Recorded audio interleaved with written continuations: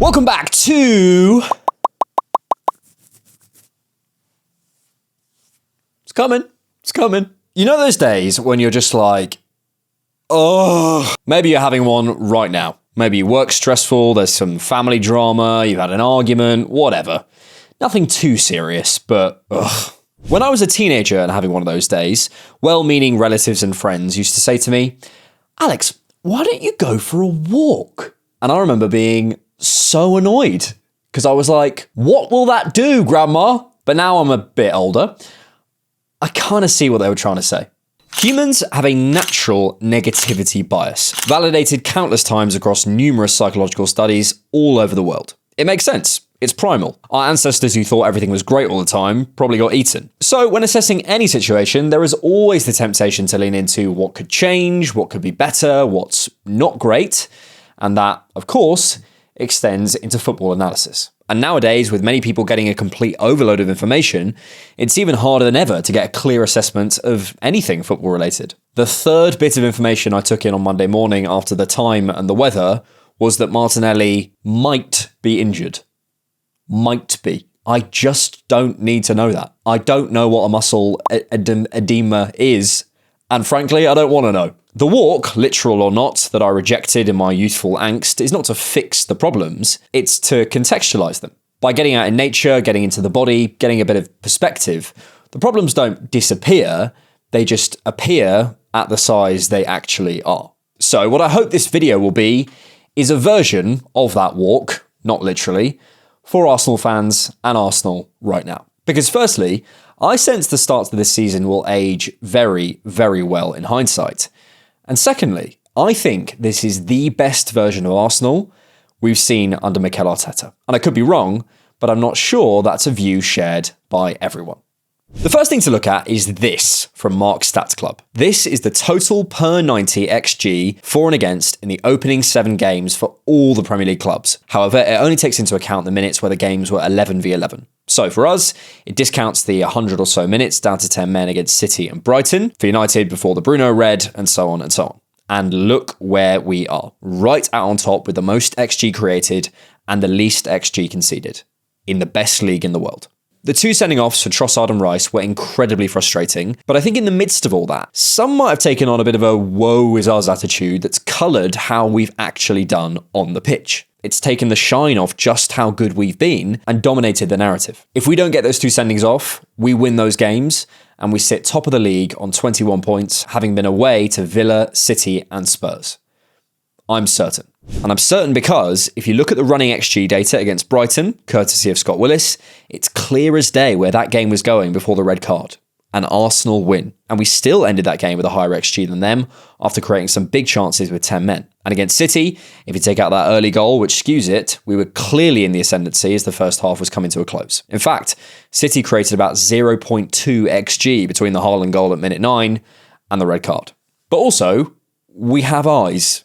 Look how close we were. The sending offs were rubbish, and I hate seeing games decided like that. And I get it, I like being tribal too, but I'm sorry to say, Arsenal fans, that Verbruggen, Palmer, Edison, Bernardo Silva and Craig Dawson have all been booked for delaying the restart as well, and that was just in the last game week. I'm not suggesting it's given out fairly, nor that it's a good rule, nor that it's consistent, as clearly there's loads of examples of where it isn't consistent.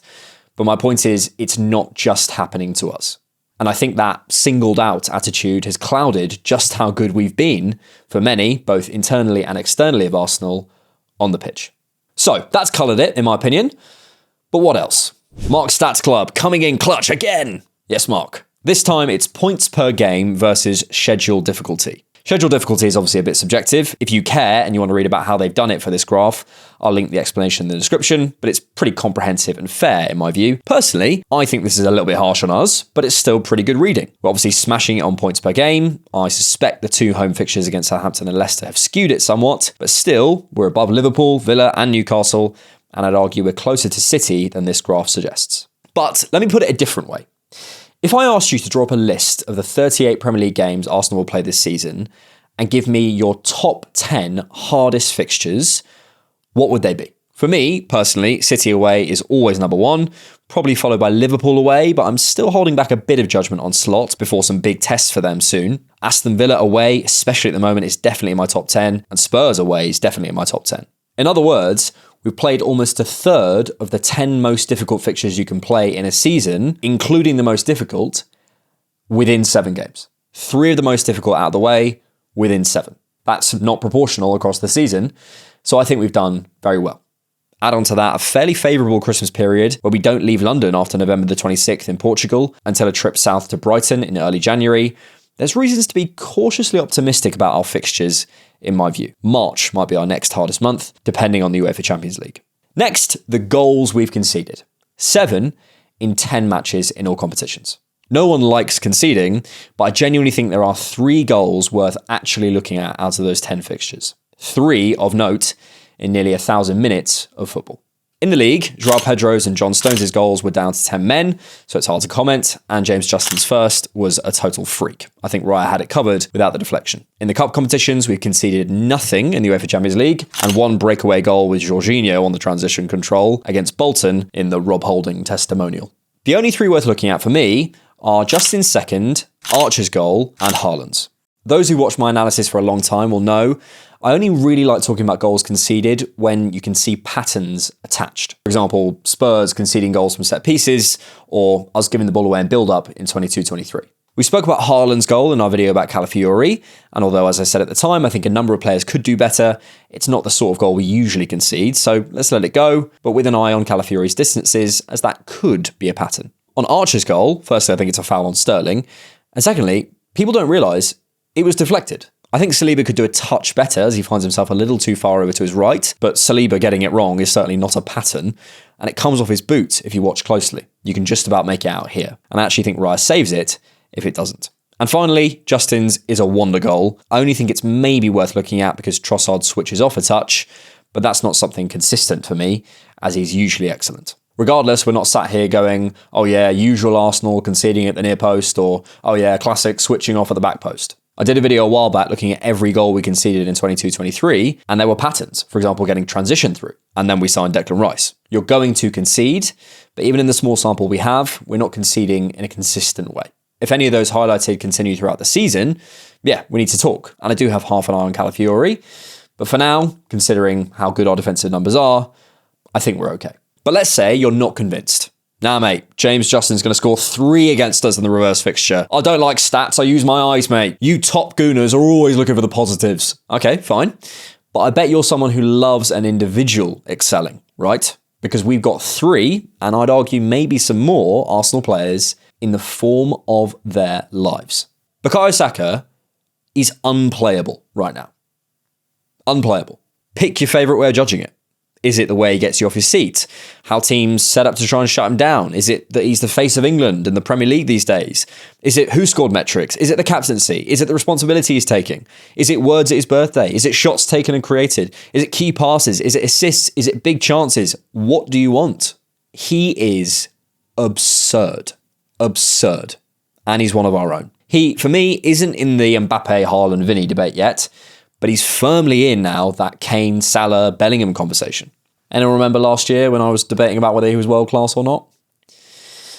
Good. Second, Kai Havertz. 7 goals and assists in 10 appearances so far this season, and since that Newcastle game in February of last year as a centre-forward, he has 21 goals and assists in the league in 20 games. That's insane form for a striker who isn't called Erling Haaland. He's more confident, he's more assured, he's taking men on for club and country. The way he took the shot for that Southampton goal, if he can take the ball out from under his feet and strike cleanly through it with more consistency, along with his lovely movement and off-ball stuff, just delaying that action there until the defender is committed against Southampton, we might have the next big striking talent, just in a different way than we expected, under our nose. And David Raya. Double saves, Save of the Month awards, 98th percentile for crosses stopped despite the game states, 99th percentile for goals against. He started the season in imperious form. Right now, Spain's number 1 goalkeeper, while Unai Simon is out till December, and he has 4 clean sheets in the last 5 for Spain. So let's hope it stays that way, because I think he is the superior keeper. He's come a long way, in many ways, from Southport. But Gabriel's start.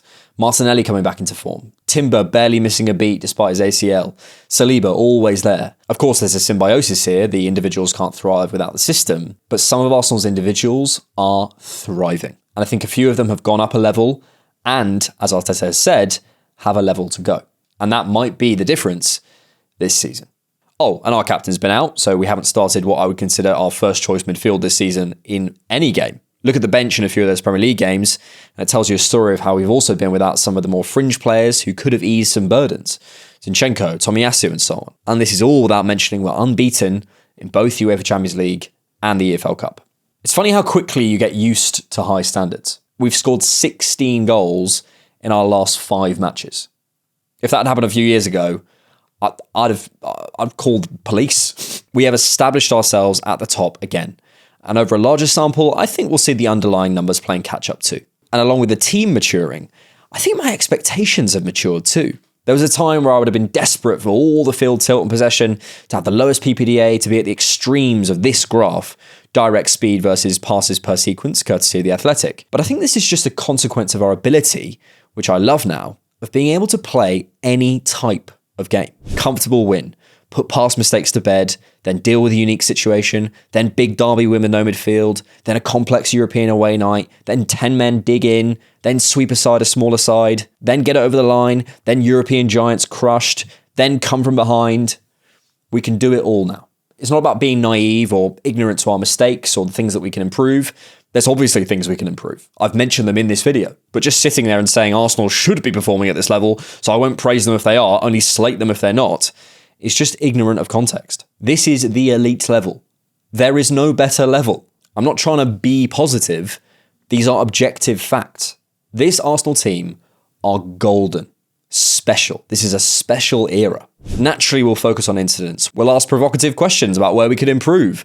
We'll focus on injuries. We'll worry about form. We'll look to the market. But all of that needs to be contextualized with what is actually going on the pitch. Not that those negatives don't exist, but that they exist in tandem with and are dwarfed by what is going on with the actual football.